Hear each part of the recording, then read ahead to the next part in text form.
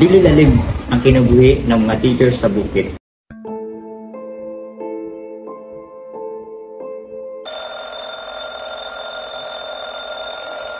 Long before the school bell rings, one teacher is already awake, not to ride a bus or hail a tricycle, but to begin a journey across rivers, mud, and mountains. This is the story of Teacher Marcelo, a teacher, a warrior, and a hero in the hills.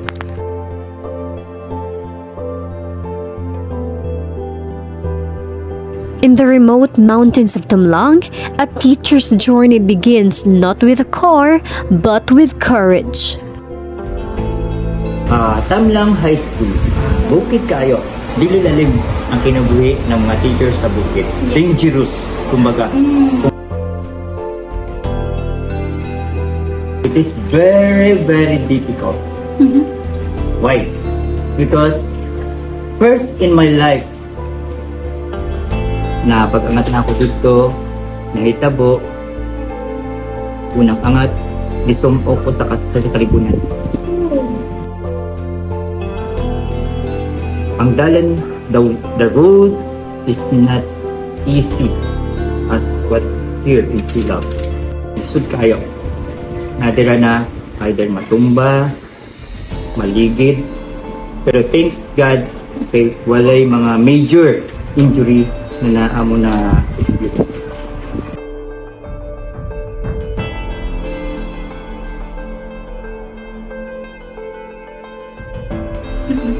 Bulabang may og duha ka suba. Kung magsige ulan, mo taas ang tubig, matulog sa amin dito sa may usay taplin, pero usay na yung panimalay dito. Okay? So, makalabang man ka dito sa una, napa ikaduha. Kato, mas grabe ito ikaduha. Kay gamay siya pod, gamay siya, pero makamatay. You know why? Kay, ano siya, lalum. Lalum siya. Abot diri ang kalalum niya. So, makalabaw man ka dito, ano po yung mga sabi natin na lisod ang dalan. Ang dalan niya, di ko maano kung usap kasi yan ang dalan. Lupig pa ang bulan. Yes, lupig ang bulan.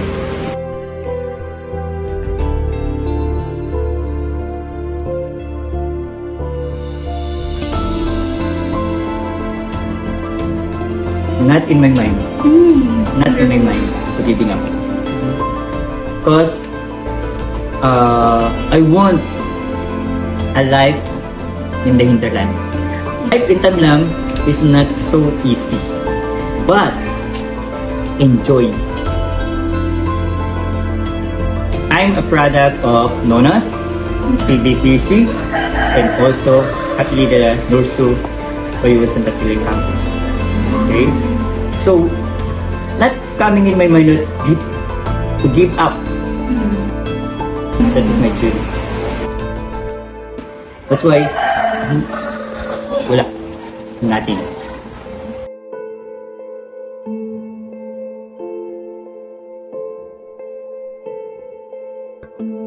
The student.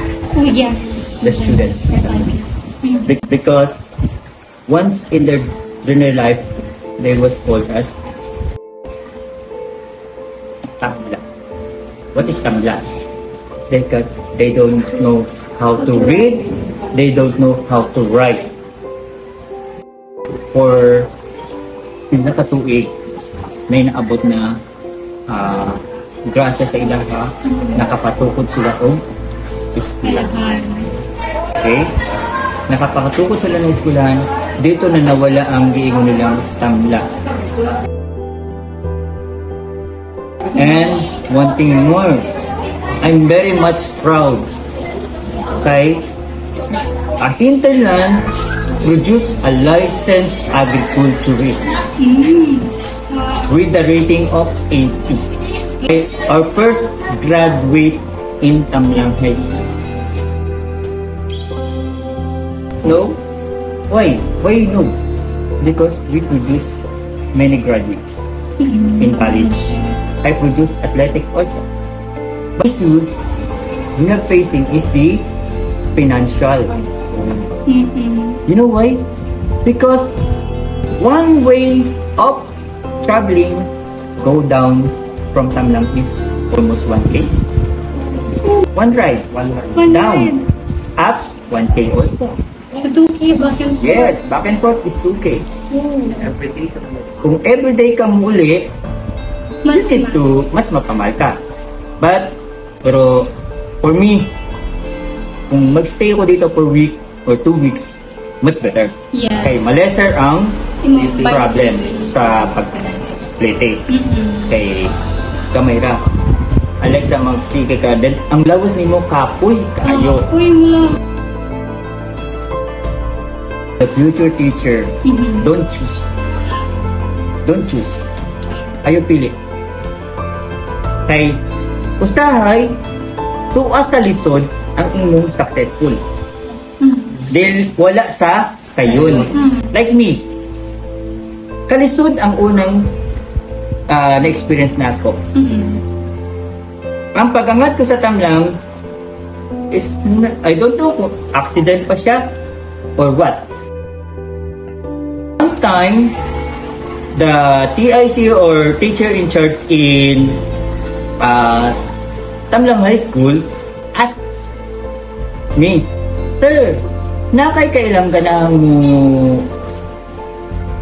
tudlo sa Tamlang?" Ako, ganahan ko. Ito na nakita na akong situation, dilit lalim.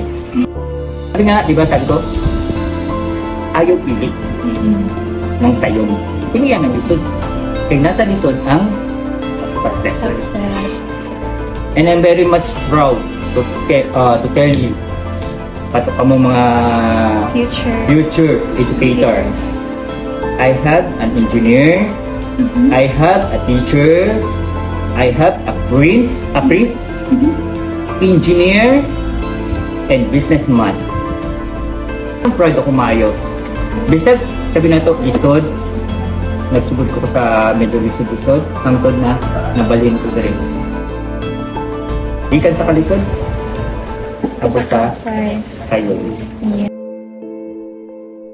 We really learned a lot from your story, sir, and it inspired us to choose not the easy path, but the hard path. Yes. Yes, because na dito ang success. After hearing Sir Marcelo's story, we are deeply moved by his dedication and sacrifice as a teacher. No words can truly capture the weight of his journey, but today, in a small way, we want to say thank you. This humble token is a symbol of our gratitude. It may not match the size of your sacrifices, Sir Marcelo, but it comes from the heart. Thank you for being a living reminder that teaching is not just a profession, it is a mission, a calling, and an act of courage. To Sir Marcelo and to all teachers like him, thank you.